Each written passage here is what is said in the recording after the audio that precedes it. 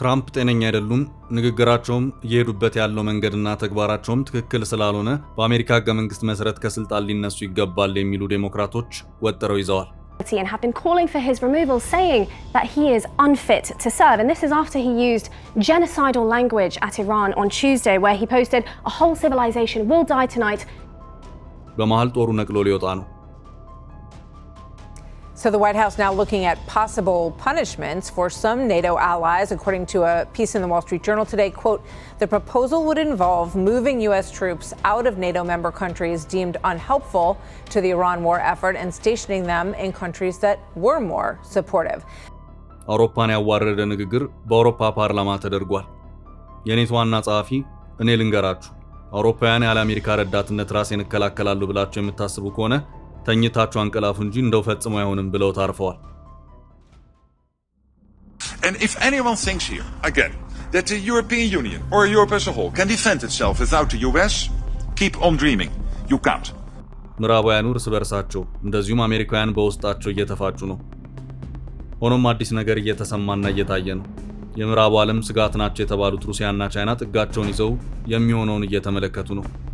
ነገሩ ከብዷል። የኢራን ጦርነት እንዲሁ በተፋላሚዎች መካከል ብቻ ተካሂዶ የሚያበቃ ጦርነት አልሆነ። ከጀርባው ገና ታሪክን የሚሻገር ብዙ ፖለቲካዊ ጣጣን እያስከተለ ነው። አሜሪካና ኔቶ፣ አሜሪካና አረቦች፣ አሜሪካና አውሮፓ፣ አሜሪካና እንደ ጃፓንና ኮሪያ ያሉ የሩቅ ምስራቅ ሀገራት፣ እንደዚሁም በሌላ አቅጣጫ ደግሞ እስራኤልና አውሮፓ ብሎም በራሱ በአውሮፓና ኔቶ መካከል ከባድ ውጥረት ተፈጥሯል።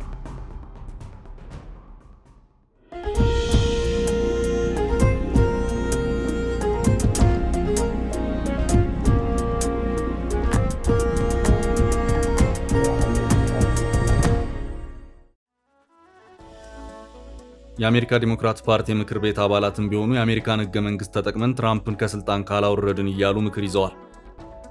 አሜሪካንን ወዳጅ ባደረገ መልኩ በቀድሞ ወዳጆች መካከል የነበረው ዘርፈ ብዙ ትስስር በአሁኑ ሰዓት መሰረቱ ከመናጋት አልፎ ወደ ለየለት የመዘላለፍ የአደባባይ ቃላት ልውውጥ እያመራ ነው። በተለይ በአውሮፓና አሜሪካ መካከል እንደዚሁም በአሜሪካና በኔቶ መካከል በአሁኑ ሰዓት የኢራንን ጦርነት ተከትሎ እየታየ ያለው መከፋፈል ፈጽሞ በዓለማችን ዘመናዊ ታሪክ ታይቶም የማይታወቅ ነው። ሁሉም በየአቅጣጫ እየተፋጨና እየተነታረከ ነው። በዚህ መሃልም በዓለማችን በርካታ ሀገራት የኑሮ ውድነት እየጨመረ የዋጋ ግሽበቱም ሊጨበጥ በማይችል መልኩ እየናረ ነው። በአንዳንድ ሀገራት ከተከሰተ የኑሮ ውድነት ጋር በተያያዘ በህዝብና መንግስት መካከልም መጎረባበጦች ሲፈጠሩም እየታየ ነው። የዚህ ሁሉ ቀውስ መንስኤ የሆነው የኢራን ጦርነትም በራሱ በጊዜያዊ የተኩስ አቁም ቆመ እንጂ ገና ያለቀና የደቀቀ ጉዳይም አይደለም። በጊዜ ገደብ ተለክቶ እስከ 15 ቀናት ወይም ለ2 ሳምንታት ጊዜያት በሚል የተቀመጠ ነው። ከ2 ሳምንታት በኋላ ወይም ከዚያ በፊት ምን ይሆናል የሚለውን በራሱ ሌላ ጥያቄ ነው። አንዳንድ አስተያየት ሰጪዎች ይሄ ድርድር የሚሳካ አይደለም ወይም ሳይጀመር የከሸፈ ወይም ዴድ ኦን አራይቫል እያሉት ይገኛሉ። አሜሪካም ሆነች ኢራን ያቀረቧቸው የድርድር ሀሳቦች ፈጽሞ ሊቀራረቡ የማይችሉ ናቸው በሚል የሚሰጡ አስተያየቶች ናቸው። በትራምፕ በኩል ድርድሩ ከከሸፈ ጦርነቱን እንቀጥልበታለን፣ የኢራንን አገዛዝ ከመጨረሻው እንደመስሳለን እየተባለም ይገኛል። ኢራንም ብትሆን የተኩስ አቁም ነው ብዬ ለሰከንድ አልዘናጋም፣ እጄ ቃታይና ምላጬ ላይ ነው እያለች ትገኛለች። አሁን ጭቅጭቁ በራሷ በአሜሪካ ውስጥና በወዳጆቿ መካከልም ቀጥሏል። የለም ለዚህ ሁሉ ትርምስ የዳረጉን ፕሬዚዳንት ዶናልድ ትራምፕ ናቸው፣ ይሄ ደግሞ ከአእምሮ ጤንነት መቃወስ ጋር የተያያዘ ነው፣ እንደ አውሮፓውያን አቆጣጠር በ1967 የተደረገው የአሜሪካ ሕገ መንግስት 25ኛው ማሻሻያ በሚፈቅደው ፕሬዚዳንቱን ከስልጣን የማሰናበት አንቀጽ መሰረት ትራምፕ ከስልጣን መነሳት አለባቸው የሚሉ ዴሞክራቶች ወጥረው ይዘዋል።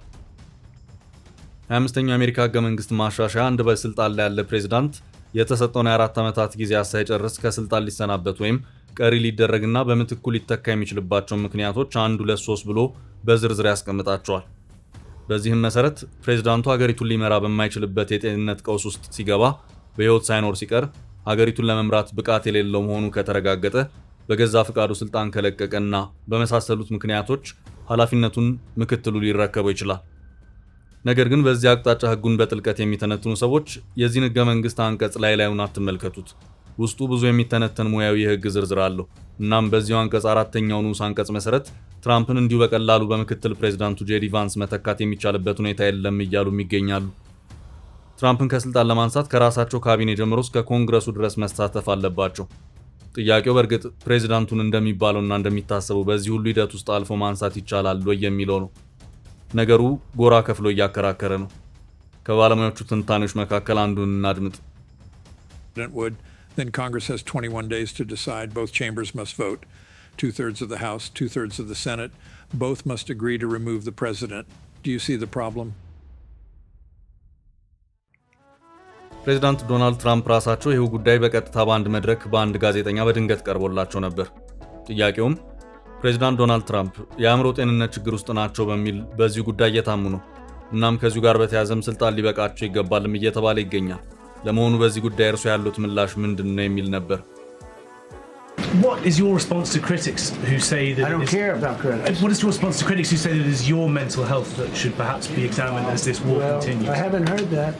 But if that's the case, you're going to have more people like me, because our country was being ripped off on trade, on everything for many years until I came along. እንደተከታተላችሁት የፕሬዝዳንት ትራምፕ ምላሽም የነበረው እንዲህ እንደተባለም አልሰማውም፣ ከተባለም ጉዳይ አይደለም።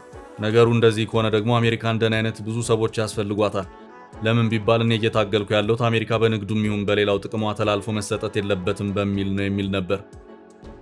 ይህ አጨቃጫቂ ጉዳይ የተነሳው ፕሬዝዳንት ዶናልድ ትራምፕ ከቀናት በፊት ኢራን የቀራት ጥቂት ሰዓታት ብቻ ነው፣ በእነዚህ ሰዓታት ተጠቅማ ሆርሙዝን ካልከፈተች ከነስልጣኔዋ ሁሉም ነገር ላይ መለስ ያበቃለታል በማለት እጅግ አነጋጋሪ የሆነ ወታደራዊ ዛቻን በማሰማታቸው ነው። ይሄው ትራምፕ በትሩዝ የማህበራዊ ትስስር ገጻቸው የተለጠፈው መልእክት ይህ እንዲሆን አልፈልግም፣ ግን ደግሞ ኢራን ካልታዘዘች ሁሉም ስልጣኔ ዛሬ ላይ መለስ ይሞታል የሚል ነበር። He says here a whole civilization will die tonight, never to be brought back again. I don't want that to happen, but it probably will. በርካቶችም ይህንን የትራምፕን መልእክት ይዘው ይህ እንዴት ይሆናል፣ በእርግጥ ሰውየው ጤነኛ ናቸው በማለት ጥያቄዎችን እንዲጠይቁ አድርጓቸዋል። ከመጠየቅም ባለፈ ነገሩ መረርና ከረር ብሎ ከስልጣን ይነሱልን ወደሚለው የህግና የፖለቲካ ጥያቄ እስከ ማምራትም ደርሷል። እንደው ነገሩን ከሰሞኑ ዓለም አቀፍ የፖለቲካ ትርምስ አንጻር የተፈጠረውን ጥንቅጥ ለማሳየት ያልተመለከት ነው እንጂ ፕሬዝዳንት ዶናልድ ትራምፕን ከስልጣን ማንሳት የሚለው ጉዳይ ራሱን የቻለ በሰፊው የሚያነጋግር አጀንዳ ነው። ነገሩን አሁን ወደ ተነሳንበት የኢራን ጦርነት ወለደ ዓለም አቀፍ ትርምስን መልሰው በአሜሪካና አጋሮቿ መካከል ከባድ የሆነ ልዩነት ተፈጥሯል። አውሮፓና አሜሪካ ጎራ ለይተው ቃላት እየተወራወሩ ነው። ሁለቱን አካላት ማለትም አውሮፓንና አሜሪካን ከሚያስተሳስሯቸው የግንኙነት ገመዶች መካከል አንዱ የሆነው የሰሜን አትላንቲክ ጦር ቃል ኪዳን ኔቶ በአሁኑ ሰዓት ከባድ የህልውና አደጋ ውስጥ ወድቋል።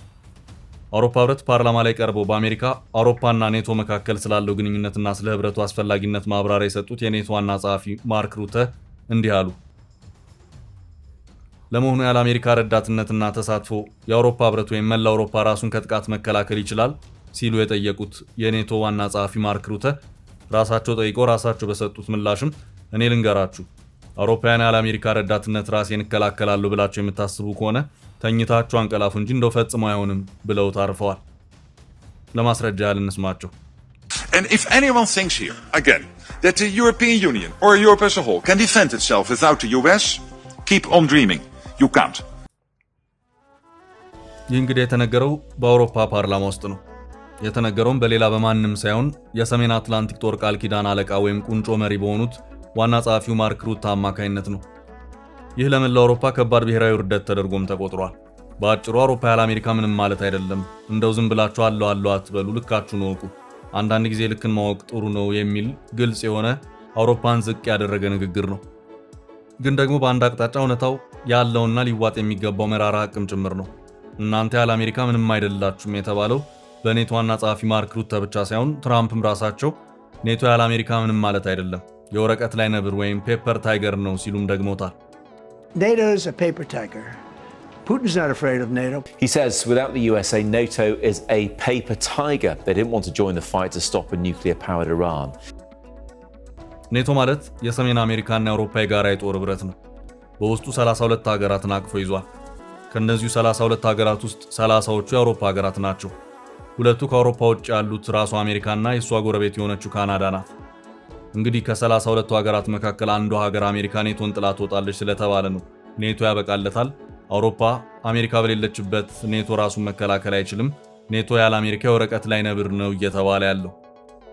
በዚህ ደረጃ አሜሪካ ከ32 የኔቶ አባል ሀገራት መካከል ሚዛኑ ላይ ቁጭ ስትል ሁሉንም ጠቅልላ መዝና ተገኝታለች። ይህንን ሁሉ ለዘመናትና ለዓመታት ተሸፋፍኖ የቆየውን እውነታ አውጥቶ አደባባይ ያሰጣው ግን የኢራኑ ጦርነት ነው። ትራምፕ በኢራን ጦርነት ኔቶን ማስገባት ፈልገው ነበር። በተለይ ደግሞ በጦርነቱ መሃል ኢራን ሆርሙዝን ጥርቅም አድርጋ መዝጋቷና አሜሪካም ማስከፈት አለመቻሏ ረዳት እንድትፈልግ አደረጋት። ትራምፕ የአሜሪካ ወዳጆች ናቸው ላሏቸው አውሮፓና ራሷ አሜሪካ ባልሆነችበት ኔቶ ያግዙን ጥሪ ያቀረቡ። የተሰጠው ምላሽም ጦርነቱን ከመጀመራችሁ በፊት ሳታማክሩን አሁን መሃል ላይ ሲያቅታችሁ እንዴት አሟሙቃችሁ ግቡ ትሉናላችሁ? ይሄ እኮ ጦርነት ነው የሚል ነበር። በዚህ ወቅት ነበር ትራምፕ የሚይዙት የሚጨብጡትን ያጡት። ጣሊያንና ስፔን እንደውም ትራምፕን ይውጣላቸው ብለው የአሜሪካን አየር ኃይል አየር ክልላቸው እንዳይጠቀም ከለከሉ። France has been restrictive in its assistance, and countries like Italy and Spain have blocked airspace to US military aircraft.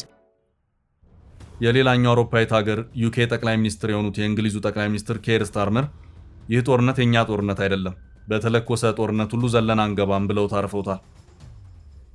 This is not our war. We will not be drawn into the conflict. ትራምፕን ይውጣላቸው ይመስላል። ትራምፕም ነገሩ እንዲህ ከሆነና በዚህ ደረጃ ካመረራችሁማ እኔም አንድ ተጨማሪ እርምጃ ወስዳለሁ በማለት ቅጣት ነው በሚል በአውሮፓ ኔቶ አባል ሀገራት ከሰፈረው የአሜሪካ ጦር መካከል ከሰሞኑ ተባባሪ አይደሉም ከተባሉት ሀገራት በማስወጣት ወደ ሌሎች ሀገራት ይዘዋወራሉ ተብሏል።